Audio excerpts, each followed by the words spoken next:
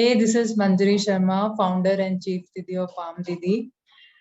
Today I'll be speaking about the role of women entrepreneurship in driving the growth of rural economy. Let me give a bit of background about myself. I'm born and brought up in Haryana, studied in Delhi University, worked in Infosys and Wipros of the world for 5 years, and then joined IIM Calcutta, which is one of my favorite place of the universe. And then worked in consulting firm, like mentioned. Then I started my startup farm area. I think some might argue how come a girl from Haryana made it to something like this, right? I think I was fortunate enough to have a supportive family, especially my grandfather, who was very fond of former Prime Minister Mrs. Indira Gandhi, and he always said if a girl can carry a house name, right, and she can take it to the next level, then so would our daughter be. And I'm sure that she'll make us proud someday. And thanks to my parents, I am where I am today, and inspired by my grandfather. I really want to do something impactful somewhere down the line. But as I was growing up, I saw a lot of girls, especially girls and women, be it in my school, be it in college, or when I was working. I saw them because of the majority of the reason was the lack of the support of family and parents. They were dropping out of the chain, and I really felt some of them were rank holders in the department, and even the top performers in the organization, but they couldn't continue to do so. And I was surprised this issue of gender inclusion or women empowerment is nowhere. It's not just related to urban setup, it is also related to the global economy in terms of the biggest.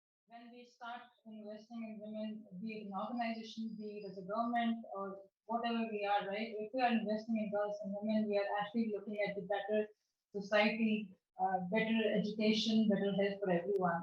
And so I was pretty much convinced, and I think one of the best thing that ever happened to me and which was a life-changing event was a case study competition when I was part of IIM Calcutta, and where Mr. Nitish Kumar government and his government has invited students across the India, where he asked students to come and stay in Bihar and research on development areas like health, education, women empowerment, and our team picked women empowerment is a topic. And what we did, we went to Bihar, stayed there in 15 days, went to very remote villages like Begusarai and Pagadia. And what we saw that there were villages where there were only women.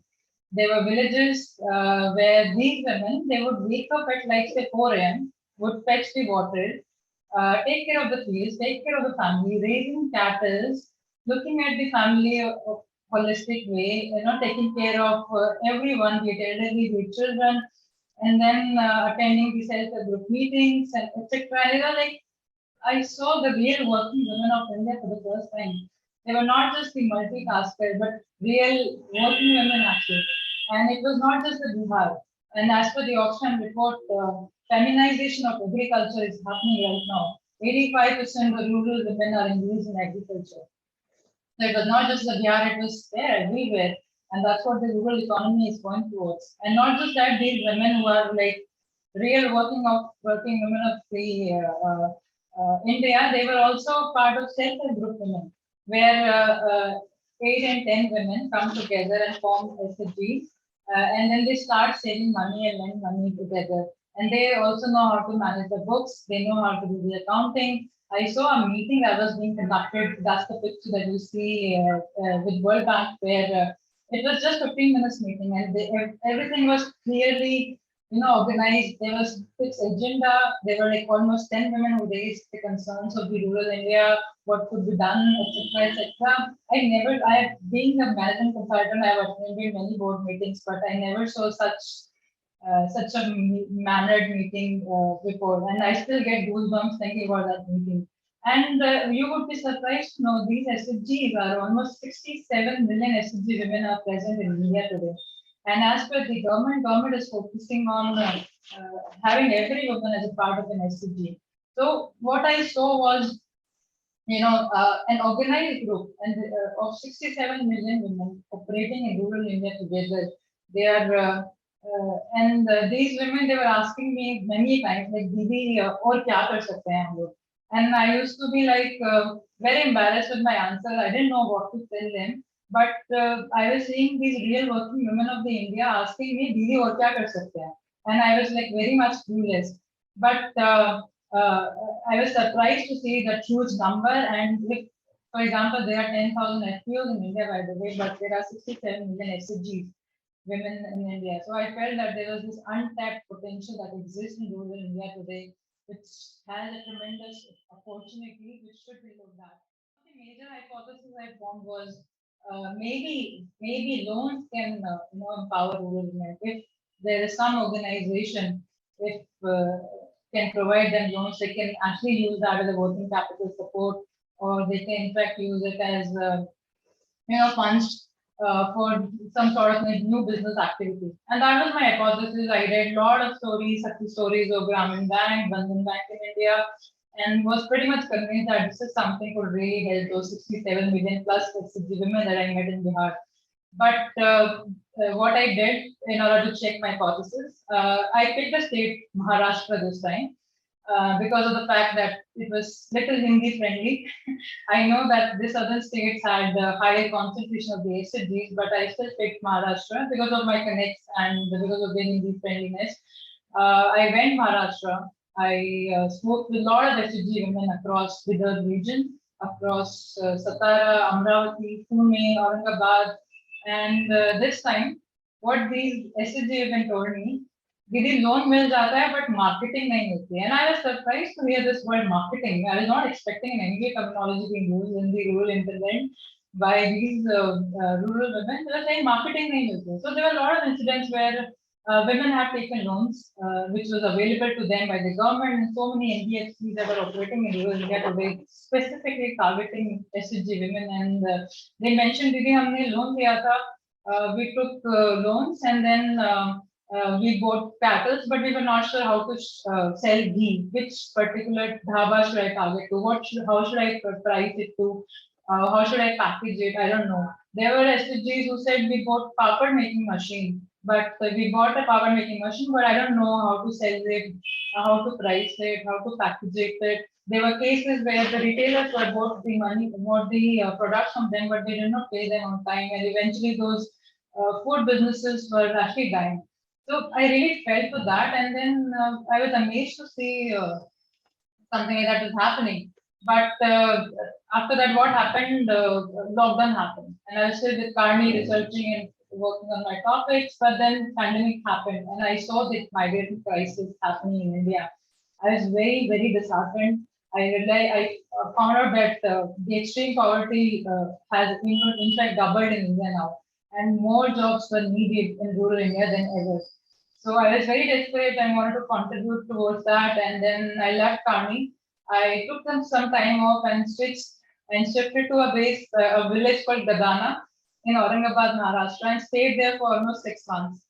So what I did, I bought an alto which was almost like fifth hand or something, so that I stay low profile and be inclusive as much as I could be. I stayed in the house in Gadana. I was paying a rent of just 800 rupees per month. It was a 2 BHK kind of a house. I was paying electricity bill of just 150 rupees a month. And what I did as a curious child, I became part of every other meeting that was happening in village, be it a self-help group meeting, be it a meeting with panchayat or with farmers, or any protests that were happening, or any meetings with the NGOs like Fund Foundation, who is working on water saving in that area. So as a child, I was very curious and trying to even, as a consultant, you can imagine, I was like rushing numbers through my mind, like, okay, at what price things are being sold, but what price it was bought, and did that.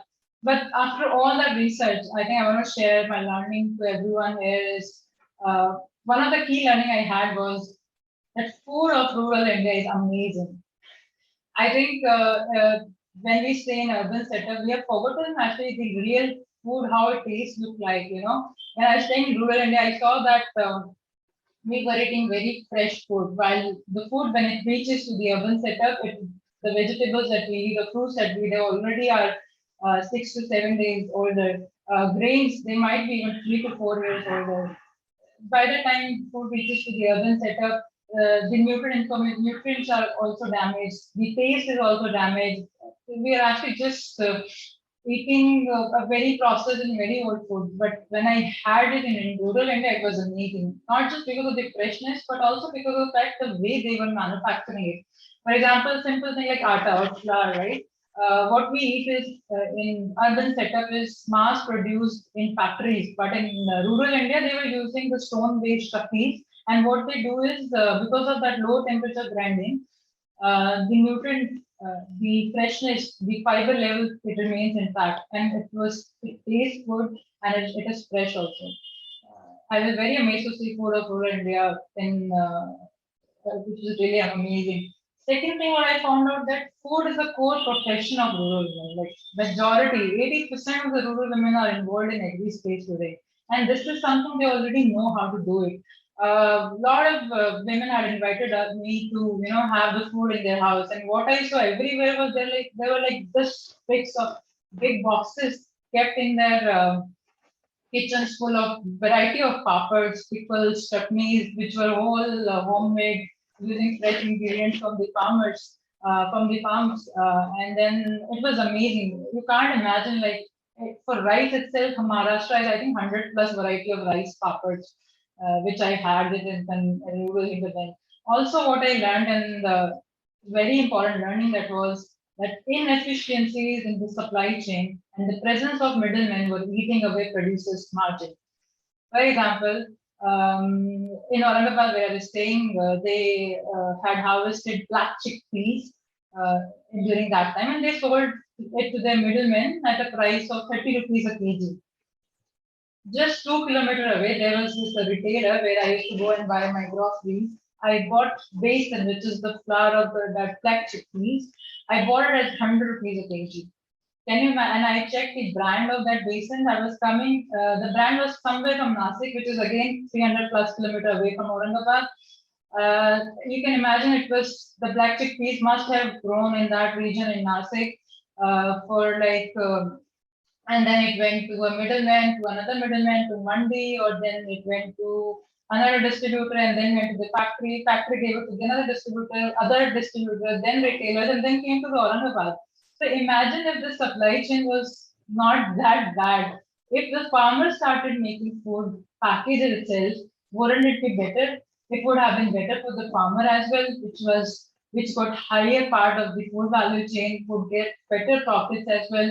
It would be better for the retailer also. He might get it available at a higher margin and at a low price as well.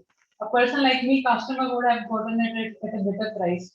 And think about the fact that how well we would have contributed to the sustainability and the environment as well. There would have been less number of food miles. The food that we would have eaten would have been taste better. The taste would have been better. It would have been more fresh as well. There were a lot of inefficiencies in supply chain that I observed in rural India. And one of my biggest learning, which I really want to emphasize, was I really felt that farmer households should go into food processing. What food processing can do for rural India is basically what IT industry has done for India because of the cost arbitrage. In rural India, real estate is available at very cheaper rates. Labor is inexpensive. There are existing capabilities. Food is the core profession of rural India, and we really need to think through how food processing can be done to take it to the next level. And that's where the next level of shops will be coming in the rural India. So that was my biggest learning. At the same time, I saw there were uh, uh, very good government policies as well around it. GST was relaxed for a lot of food items. FDI policies were also relaxed at the same time. There are a lot of government policies around, say, PM FME, PM Kisan Yojana, which kind of provides working capital support, etc., for those farmers or the SHGs or FPOs who are involved in food processing. I felt that this is something that should be taken care of. But then the question is how it should be taken care of, right? So I think there has to be a holistic approach which would cover public-private partnerships. SHGs want every individual, be it FPOs, SHGs, or be it with government or a private company, they can't do it alone. There has to be a partnership system that has to be up there. SHG should get involved in food processing. While the FPOs and FPCs and farmers should also work collaboratively with the SDGs in terms of raw material procurement, ensuring the availability of supplies when food is manufactured. And then, of course, marketing companies need to act in order to market and sell that product, to understand what are the consumers looking at and how to involve SDGs in getting that food made. And of course, the partnership would be needed because there are still skill set involved in terms of food safety and hygiene practices as per the requirements that are enforced by the Food Safety Institution of India. We need to maybe take the help of NGOs to help in that skill building and capacity building of the SDGs in understanding how the requirements of food safety and compliance as such. As well, the role of government and the banks would be very important to provide the capital support, the working capital support and initial capital support needed to enable food processing. And of course, food marketing companies would play a fundamental, phenomenal role there to take that product to the market where majority of work needs to be done. But not just few companies. For example, there are a lot of companies who are actually working with SSGs to market different products. I think one of a very good example of Farm Veda from Bangalore, who is working with the farmers and SSGs to get the food product market to the direct the consumer. Very interesting one tool which makes agarbatti, incense sticks from the temple flowers and involve and work with closely with SSGs. Go Desi, I'm not sure if you had their Tangy Hindi candy, but they make a lot of candies and those kind of things with the help of SSGs, and they are developing it in Karnataka today. And one of my favorite companies is Farm DB, with a mission of empowering 1 million rural women, is working collaboratively with SSGs across Maharashtra to develop amazing food that is missing for the urban consumers today. And I think I'll urge my fellow jokers, fellow IIM Calcutta students, that to take a plunge and work for rural India.